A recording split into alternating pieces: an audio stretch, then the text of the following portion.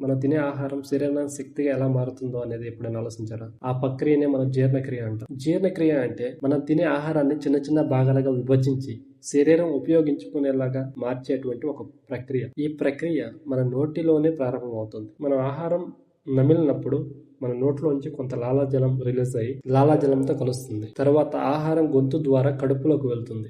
అక్కడ ఉండేటువంటి కొన్ని జీర్ణ రసాలు వాటిని మెత్తగా కరిగించి ఆ తర్వాత అది చిన్న చిన్న ముక్కలుగా విభజించబడుతుంది. మన చిన్న ప్రేగు దాన్ని శోషించుకునే విధంగా మెత్తగా చేయబడుతుంది. ఆ తర్వాత అది చిన్న ప్రేగులోకి వెళ్తుంది. అక్కడ పోషకాలు న్యూట్రియన్స్ రక్తంలోకి చేరుతాయి. మనం ఆహారం ఉండేటువంటి పోషకాల మొత్తాన్ని అబ్జర్వ్ చేసుకుని దాన్ని రక్తంలో కలపడం జరుగుతుంది. చివరగా మిగిలిన వ్యర్థ పదార్థాలన్నీ పెద్ద ప్రేగు ద్వారా బయటికి వెళ్తాయి. కాబట్టి జీర్ణక్రియ మన శరీరానికి శక్తి మరియు పోషకాలు అందించే చాలా ముఖ్యమైన ప్రక్రియ. ఇలాంటి మరిన్ని బయాలజీ వీడియోస్ కోసం మన బయాలజీ క్లాస్ని సబ్స్క్రైబ్ చేసుకోండి.